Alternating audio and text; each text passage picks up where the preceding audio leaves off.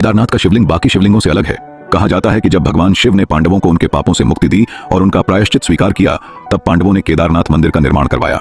इसके बाद एक और दिलचस्प कथा जुड़ी हुई है, जिसमें भगवान शिव का शरीर पृथ्वी के अलग अलग हिस्सों में प्रकट हुआ, जिससे पंच केदार की उत्पत्ति हुई। भगवान शिव का मुख नेपाल के पशुपतिनाथ मंदिर में, भुजाएं तुंगनाथ में, नाभि मदमहेश्वर में और जटाएं कल्पेश्वर में प्रकट हुई।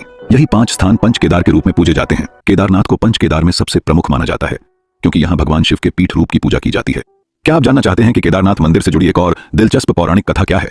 भगवान विष्णु के अवतार नर नारायण की तपस्या से जुड़ा एक महत्वपूर्ण और प्राचीन संदर्भ है, जो केदारनाथ मंदिर के इतिहास को और भी रहस्यमय बनाता है।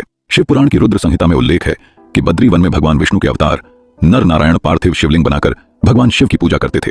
कहते हैं कि नर नारायण की घोर तपस्या से प्रसन्न होकर भगवान शिव उनके सामने प्रकट हुए और उनसे वरदान मांगने को कहा। नर नारायण ने भगवान शिव से प्रार्थना की कि वे इस पवित्र स्थान पर सदैव ज्योतिर्लिंग के रूप में निवास करें, ताकि सभी भक्त उन्हें साक्षात देख सकें।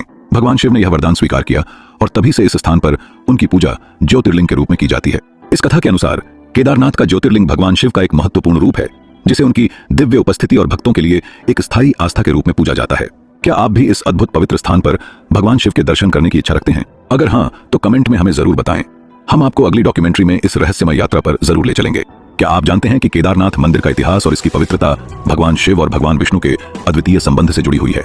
कहा जाता है कि यह स्थान शिव और विष्णु की अद्वितीय एकता का प्रतीक है, जहां भगवान शिव केदारनाथ में ज्योतिर्लिंग के रूप में और भगवान विष्णु बद्रीनाथ धाम में विराजमान हैं। कहा जाता है कि 8वीं शताब्दी में आदि शंकराचार्य ने केदारनाथ मंदिर का पुनर्निर्माण करवाया और हिंदू धर्म के पुनर्जागरण में एक महत्वपूर्ण भूमिका निभाई। उन्होंने केदारनाथ मंदिर में ज्योतिर्लिंग की स्थापना की और इस मंदिर को एक प्रमुख तीर्थ स्थल के रूप में स्थापित किया। आदि शंकराचार्य ने केदारनाथ में अपने अंतिम दिन बिताए और यहीं पर उन्होंने मोक्ष प्राप्त किया। उनकी समाधि आज भी केदारनाथ मंदिर के पीछे स्थित है, जहां भक्त उनकी पूजा और स्मरण करते हैं।